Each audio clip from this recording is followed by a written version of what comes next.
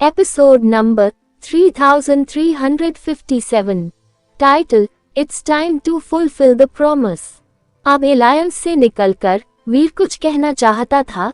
इससे पहले कि वह कुछ कह पाता, वीर के दिमाग में जीनो टैबलेट की आवाज गूंज उठी।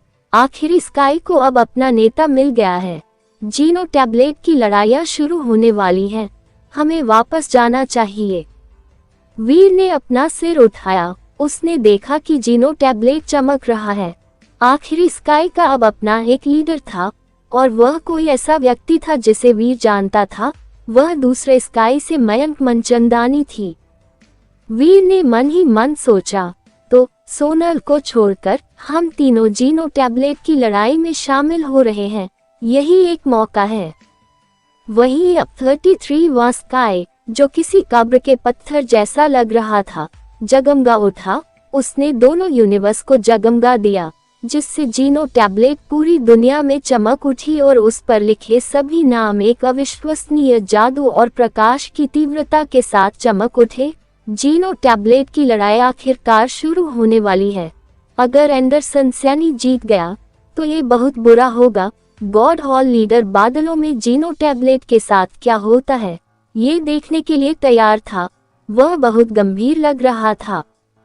वीर टाइम स्काई में वापस चला गया। स्काई क्लॉक अभी तक अपने सामान्य आकार में नहीं आई थी। वह अभी भी एक कब्र के पत्थर जैसी लग रही थी। वीर ने स्काई क्लॉक की ओर देखा और कहा, जीनो टैबलेट की लड़ाई शुरू होने वाली है। क्या तुम्हें अभी जीनो टैबलेट पर वापस जाकर होस्ट नहीं बनना चाहिए? वीर के दिमाग में जीनो टैबलेट की आवाज गूंजी। उसने कहा, तुम मुझे कम आंक रहे हो। ये तो बस मेरा एक क्लोन है। मेरी असली आत्मा इन आयोजनों को आयोजित करने के लिए जीनो टैबलेट में रहेगी। क्या तुम स्काई क्लॉक पर कब्जा बनाए रखोगे? वीर ने आश्चर्य से पूछा। अगर 32वें स्काई का कोई लीडर है और तुम चाहते हो कि तुम्हारी बेटी लीडर बनकर इन झगड़ों में शामिल हो, तो कोई न कोई चाल चलना स्वाभाविक है। जीनो टैबलेट ने तिरस्कार भरी नजरों से कहा, अगर मैं यह सच कहूं तो मैं यही चाहूंगा कि सोनल लड़ाई न करे। वीर ने भौहें चढ़ाते हुए कहा, क्या तुम्हें डर है कि एंडरसन सैनी सोनल को पीट देगा और तुम्हें नुकसान पहुंचाएगा? जीनो टैबलेट ने पूछा। वीर ने सिर हिलाया और कहा, मैं अपनी बेटी की जान जोखिम में नहीं डालना चाहता। अगर ठीक हो तो मैं चाहूंगा कि ये मामले किसी और तरीके से सुलझाए जाएं। तुम इसे किसी और तरीके से नहीं सुलझा सकते, जीनो टैबलेट ने कहा। तुम्हारे जीन का विकास पर्याप्त नहीं है, कुछ भी काम नहीं करेगा, भले ही मैं तुम्हें कोशिश करने दूं। वीर कुछ कहना चाहता था, लेकिन जीनो टैबलेट ने झट से कहा, अभी दूसरे जीव आ रहे हैं। मैं नहीं चाहता कि दूसरे जीव मेरे अस्तित्व के बारे में जाने। तुम खुद ऐसा कर सकते हो। उसके बाद जीनो टैबलेट, जो स्काई क्लॉक के आकार का था, वीर के हाथ में आ गया। वीर ने उसे अपने कपड़े की जेब में डाल दिया। तभी एंशिएंट डेविल वीर के पास आया और बोला, अब अपने वादे को पूरा करने का समय आ गया है। वीर ने चमकते आसमान की ओर इशारा करते हुए कहा, जीनो टैबलेट की लड़ाई शुरू होने वाली है। क्या मैं लड़ाई के बाद तुम्हारी समस्या सुलझा सकता हूँ? चिंता मत करो, एंशिएंट डेविल ने कहा। 32वें स्काई का एक लीडर है। जीनो टैबलेट की लड़ाई अगले 10 दिनों तक शुरू नहीं होगी। अगले 10 दिनों के दौरान 33वें स्काई पर आने वाला कोई भी प्राणी पुराने लीडरों को चुनौती दे सकता है। अगर वे जीत जाते हैं तो वे नए लीडर बन सकते हैं। उन्हें जीनो टैबलेट के असली मुकाबले में शामिल होने की अनुमति होगी। सच में वीर को लगा कि एंशिएंट डेविल बकवास कर रहा है, लेकिन असल में वह जीनो टैबलेट से यही पूछना चाह रहा था। वह जानना चाहता था कि जीनो टैबलेट उसे सच बता रही है या नहीं। वह सही है, जीनो टैबलेट ने उत्तर दिया। 10 दिन, इससे हमें ये काम करने के लिए काफी समय मिल जाएगा। अगर सब कुछ ठीक रहा तो हमें बस एक दिन की जरूरत पड़ेगी। एंशिएंट डेविल जीनो टैबलेट को बोलते न सुन सका, न देख सका। उसने सीधे वीर से बात की। वीर ने एंशिएंट डेविल की ओर देखा और पूछा, हाँ, लेकिन क्या तुम मुझे बता सकते हो कि तुम्हें स्काई क्लॉक किस लिए चाहिए? मैं तुम्हें बस इतना बता सकता हूँ कि मुझे स्काई क्लॉक की जरूरत है क्योंकि उसमें समय को उल्टने की शक्ति है। एंशिएंट डेविल ने कहा, मैं एक पुरानी चीज को फिर से जवान बनाना चाहता हूँ।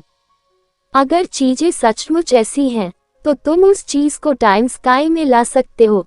जब समय का पहिया घूमे, तो बस एक ऐसा समय क्षेत्र चुने जहां उल्टी दिशा में घूमने वाली सुइयां हो। वीर को इस पर यकीन नहीं हुआ।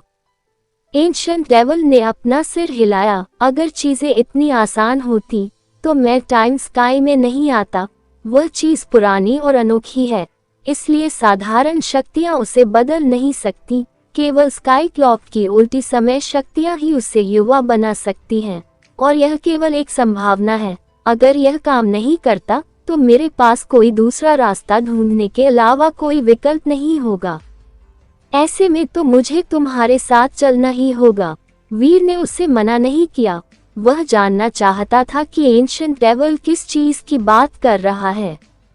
एंशिएंट डेविल ने कंपनी पर कोई आपत्ति नहीं जताई। वह वीर के साथ टाइम स्काई छोड़कर जीनो यूनिवर्स में वापस चला गया। क्या तुम आउटर स्काई जा रहे हो? वीर चौंक गया।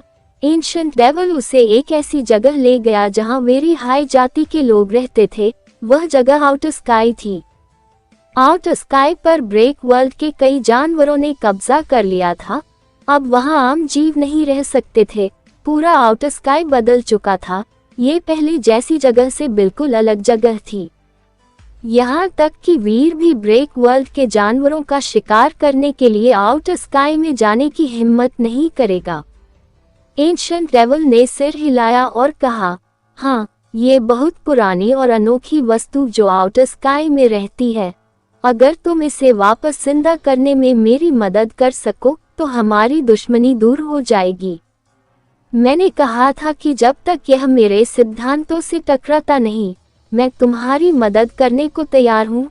वीर थोड़ा रुका, लेकिन फिर उसने अपनी बात जारी रखते हुए कहा, आउटर स्काई एक बड़ी जगह है और ब्रेक वर्ल्ड के जानवर हर जगह मौजूद हैं। अगर मुझे डर नहीं भी लग रहा है, तो भी ये परेशानी का सबब होगा। मैं यहाँ ज्यादा समय बर्बाद नहीं करना चाहता। चिंता मत करो, मैं तुम्हें यहाँ सिर्फ इसलिए ला रहा हूँ क्योंकि मुझे पता है कि वह कहाँ है। मुझे एक रास्ता पता है जो हमें वहाँ तक ले जाएगा। वह रास्ता ऐसा होगा जिससे कोई परेशानी नहीं होगी। एंशिएंट डेविल बहुत आश्वस्त लग रहा था। वीर को एंशिएंट डेविल का पीछा करते हुए आउटर स्काई तक जाना पड़ा। एंशिएंट डेविल पहले से ही जानता था कि कैसे घूमना है। वह जंगल में इधर उधर घूमता रहा। दोनों आधे दिन से ज्यादा समय तक बिना किसी जानवर का सामना किए चलते रहे। हम लगभग पहुंच ही गए हैं। जिस चीज की मैं बात कर रहा हूँ, वह वही है। एंशिएंट डेविल ने बोलते हुए एक जगह की ओर इशारा किया। वीर ने देखा। जो उसने देखा उससे वह चौंक गया। इसलिए उसने पूछा, क्या यह मिरर लेक नहीं है? क्या वह चीज जिसके बारे में तुम बात कर रहे हो मिरर लेक में है? हाँ, एंशिएंट डेविल ने तुरंत इसकी पुष्टि कर दी। चूंकि हम पहले से ही यहाँ हैं, इसलिए समय आ गया है कि तुम मुझे बताओ कि तुम क्या करना चाहते हो। वीर ने भौहें चढ़ाते हुए कहा, तुम्हें जल्द ही सब कुछ पता चल जाएगा। तुम हमेशा इतनी जल्दी में क्यों रहते हो? एंशिएंट डेविल ने अभी तक वीर को यह नहीं बताया था कि वह क्या चाहता है। वह मिरर लेक की ओर चला गया, लेकिन उसे समझ नहीं आ रहा था कि वह क्या ढूंढ रहा है। वीर को लगा कि मिरर लेक उस एंटी मटीरियल दुनिया से जुड़ी है, जो असल में किंगडम वाला यूनिवर्स था। वह जानता था कि आउटर स्काई और किंगडम वाले यूनिवर्स के बीच एक बड़ी खाई है। वह खाई 33 स्काई थे। ऐसा नहीं लगता था कि वहां से किंगडम वाले यूनिवर्स की कोई वस्तु लाना संभव होगा। अगर वे कुछ भी निकालने में कामयाब भी हो जाते, तो भी किंगडम वाले यूनिवर्स की चीजें जीनो यूनिवर्स से दूर हो जाती। वे खुद को बेकार साबित कर देते। वीर मिरर लेक में जीनो यूनिवर्स की वस्तुओं का उपयोग करने में सक्षम था। वह 4 भेड़ों के सिर वाले क्यूब का प्रभावी ढंग से उपयोग करने में सक्षम था। वह जीनो यूनिवर्स में इसका काफी उपयोग कर सकता था और ये लोगों को किंगडम वाले यूनिवर्स में भी भेज सकता था। ये थोड़ा डरावना था। अगर मिरर लेक किंगडम वाले यूनिवर्स से नहीं जुड़ती तो असल में कहाँ जुड़ती है? एंशिएंट डेविल जिस चीज का जिक्र बार बार कर रहा है वह क्या है? वीर अंदाजा लगा रहा था। एंशिएंट डेविल झील के कोहरे में गौर से देख रहा था। थोड़ी देर बाद वह अचानक उसमें कूद पड़ा और सीधे मिरर लेक के बादलों में जा गिरा। उसने वीर से कहा, मेरे पीछे आओ, मुझे खोना मत।